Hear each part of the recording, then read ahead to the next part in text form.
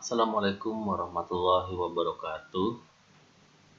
Berjumpa lagi dengan saya di mata kuliah RPL 1 tentang DFD.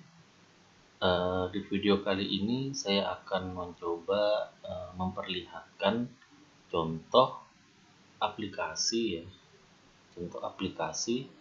yang menggunakan perancangan DFD pada contoh DFD sebelumnya. Kita jalankan dulu aplikasinya ya, apakah aplikasinya ini berhasil atau tidak. Ini masih sama ya, contohnya tentang aplikasi toko buku Khalifah. Kita masukkan username dan passwordnya.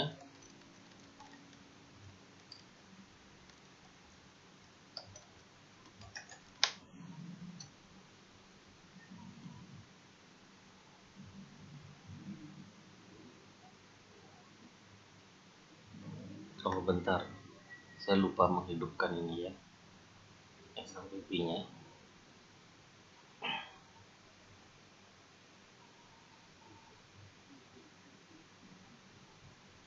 Ini karena database-nya menggunakan MySQL, jadi ininya harus saya hidupkan dulu.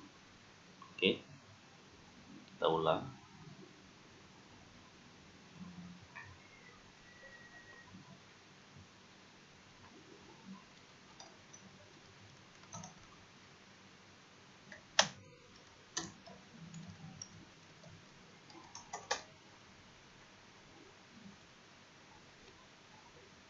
Oh, A-nya kayaknya kecil ya.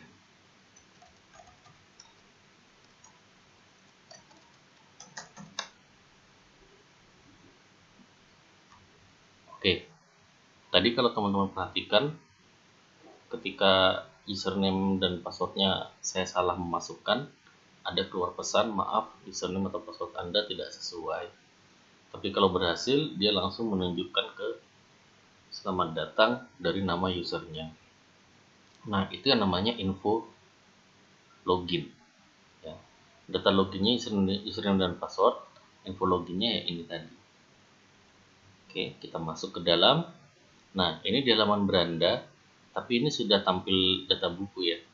Nah, perhatikan ini kita nggak memasukkan data apapun, dia langsung muncul. Kalau nggak salah yang level juga sudah saya buat. Nah, kategori iya, seperti itu ya. Nah, ini yang baru saya buat cuma login dan juga tampil data buku, tampil level, dan tampil kategori. Nah, sekarang kita lihat kan waktu itu di video sebelumnya saya sudah katakan bahwa setiap proses pada DFD itu akan menjadi function atau prosedur. Nah, kita akan lihat penerapannya di dalam aplikasi ini. Oke. Nah, di sini saya menggunakan VB ya. Di sini saya membuat modul yang namanya proses. Di mana modul ini adalah kumpulan saya gunakan untuk menyimpan kumpulan function ataupun prosedur. Kita buka saja. Nah, ini dia. Perhatikan yang pertama ada proses login. Ini dia sebagai prosedur ya. Sebagai prosedur login. Data login itu menjadi inputan, data yang mengalir dari user kepada prosesnya itu sendiri, atau bisa dibilang itu inputannya, atau dalam istilah prosedur ataupun function itu akan menjadi parameter. Nah, yang ini itu menjadi parameter. Nah, kemudian query-nya dikirimkannya menggunakan ini ya, menggunakan get result, hasilnya disimpan dalam DT. Nah, info loginnya kalau jumlah datanya 0, artinya tidak ada data yang muncul akibat query ini, maka keluar pesan seperti ini. Tapi Tapi kalau ada, nah, selamat datang, nama dari si user. Ini contoh dari prosedur login ya, yang menggunakan parameter. Nah, proses berikutnya adalah tampil level. Tampil level ini tidak perlu inputan kan di DFD-nya kemarin, maka kita kosongi. Nah, seperti itu. Ya.